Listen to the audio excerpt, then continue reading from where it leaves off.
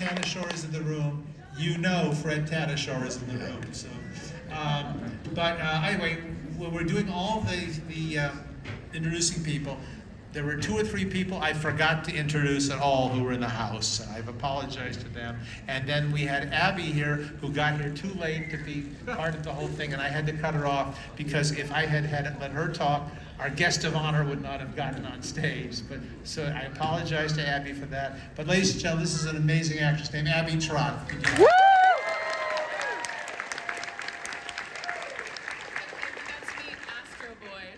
That's right. We had the actual Astro Boy here at the convention, which was amazing and such. And anyway, this is our next person here. This is Michael Scott Action.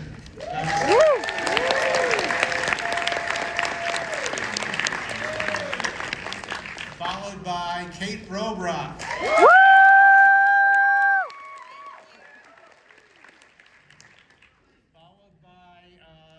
Vincent Martella. No, we got Gabe Kunda is next. Yes. And we got this is my 17th panel. This is Vincent Martella.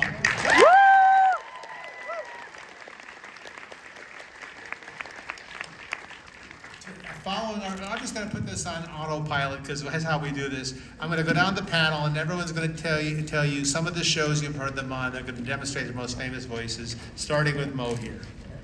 My name is Maurice LaMarche. I'm a recovering voice actor, recovering impressionist, and alcoholic.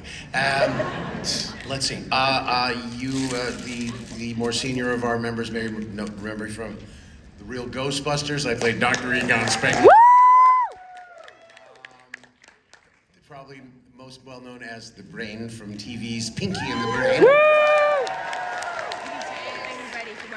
I was Jeremy Hawk, called the critic in almost all the celebrity impressions. That's one of those, like, never got its due shows, and probably my favorite of those shows. And I'm on Futurama, which is coming back September 15th on Hulu for 10 episodes, where I am more than newscaster, Lieutenant Kif Croker, Calculon, the star of all my circuits, the Donbot, and Clamps, and Hedonism Ball too.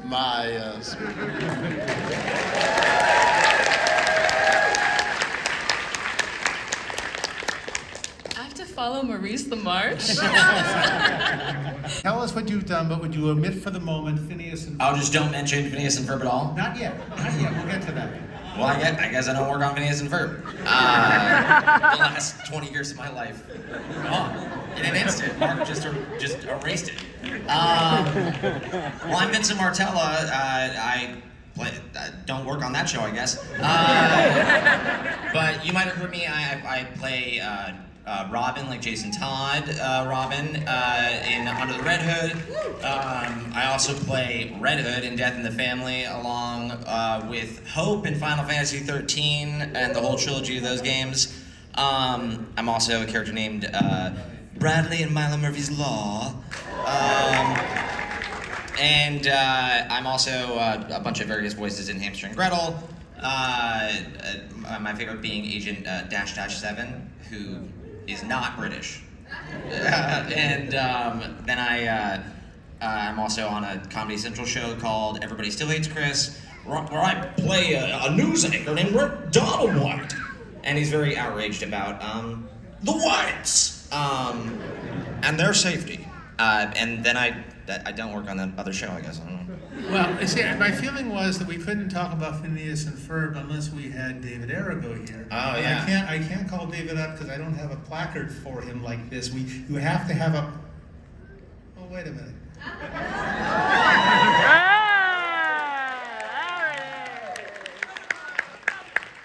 David, are you here? I am right here.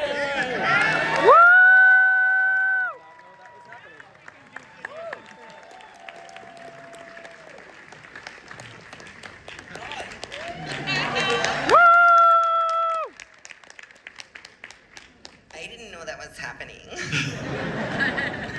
Okay, now you can talk about it. Well, I play Phineas on the show Phineas and Ferb, and I have my awesome brother here with me, Ferb. If you happen to see old Pet Platypus Perry, will you let him know we're looking for him? Woo! Yeah! I think they'd like to hear more of those guys. Oh, So Ferb, what do you want to do today? I think we should do the cartoon voices panel. Ooh, that sounds like a great way to spend one of the 104 days of summer vacation. Is everybody ready to have a great panel? Yeah! I'm sorry, but that got me. Like everybody ever did. I was like, oh. Aren't you a little young to be on this panel? Yes, I am. Stream all that and more only on Disney Plus.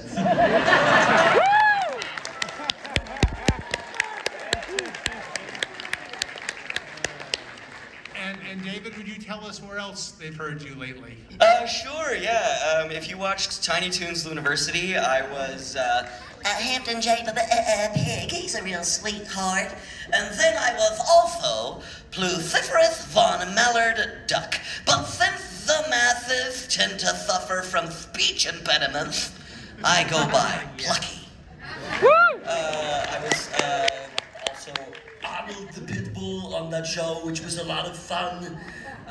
You can hear me as Boy Ranma in Ranma 1/2. Anybody like that? Cool.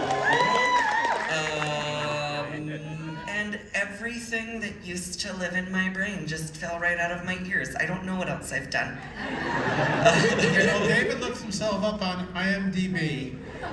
Let's talk about everybody. I would like everyone at the panel to tell us a place where your voice has been used, not in a cartoon, but in some other project, a voiceover thing, a commercial, an amusement park, any place that you've done something that isn't an animated cartoon. Mo, you've got about... that because they were the only people who knew me. And I lucked into playing the chief on Inspector Gadget. And here's your assignment, Gadget. There you go. I should always throw in the voice, because nobody really wants to hear me. I'm in therapy for this, with actually Mark's old writing partner. My ex-partner got out of the business and became a psychotherapist. Yeah, Dennis Palumbo, who wrote the movie My Favorite Year. And he's one of the most amazing psychotherapists in the business. Anyway, I got to be on Inspector Gadget, and I sat next to Frank, and Frank was already a friend. He was buddies with Howie Mandel, who was my best friend from stand-up days in Toronto. And so we would hang out together, and he's the kind of guy that, like, I would go into recording sessions and I would hear, oh, you're the guy Frank Welker's been telling us about. So for a year, I heard that Frank was touting me, he was such a generous performer that he would talk to casting directors about who else should be doing the job, who's good for this. And he didn't have that jealousy of holding it all for himself. And so I really think he opened up voiceover for me. But then I sat next to him, and he taught me so many things. It was a master class over 22 episodes of, the techniques of being a voice actor, how to have energy without, knocking things over or having your clothing noise come on, go into the microphone, and just watching him was amazing because he was doing 3 different characters and he had 3 different body languages for it.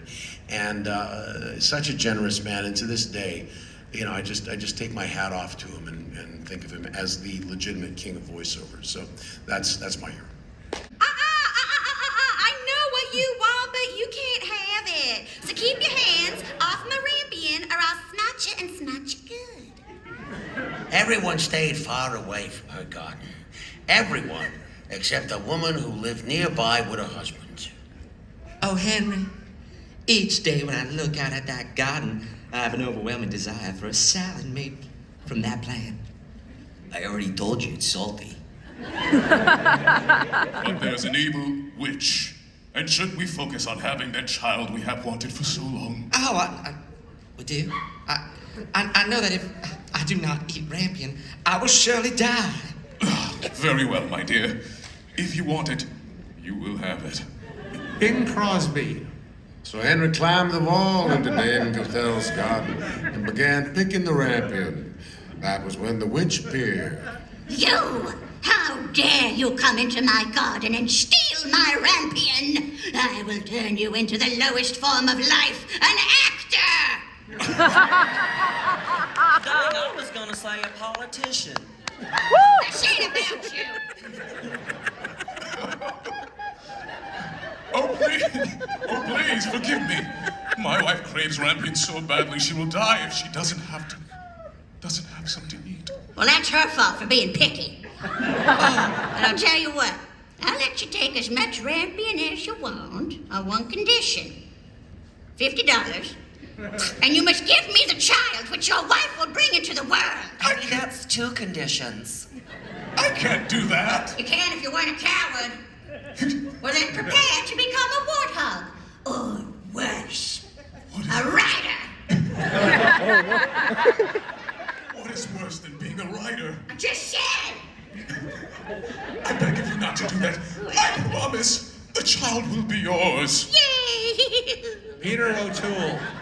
The deal was made and the wife got her rampion. Months later, the couple finally did have a beautiful child. Oh, Henry, my dear husband, I want you to meet your daughter. She is lovely, my dear. So lovely that we should name her after you. Oh, no, Henry. I insist we name her after you. It's me. You know, since she's mine, I will name her.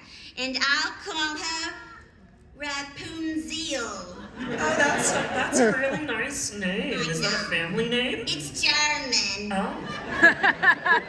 Peter O'Toole. Of short, medium, and long efforting sounds. Ooh, I hated that. And I was out for 4 weeks. I literally had to. I went to ear, nose, throat man, and he looked down there. He said, "Your vocal cords look like 2 blood sausages right now, and you have to go on total vocal rest." So Yosemite Sam was a very tough one for me, and I did it for many years. And then, at the same time as I was the voice of Lexus, I was coming into Lexus sessions like this because I was doing the Looney Tunes show and doing Sam. And my agent came down to me and said, you have to make a choice here. And I was not. Looney Tunes wasn't giving me a car. Yeah. So commercials pay the most if you don't know. So it's amount of work, it's amount of money. I walked away from the part, and they recast. They cast the great Fred Tatasciore as Yosemite Sam. He's doing a humongous job with it. So. I love you too, Freddie. Is that Fred Tatasciore? What? Ladies and gentlemen, you give it up for Mr. He just had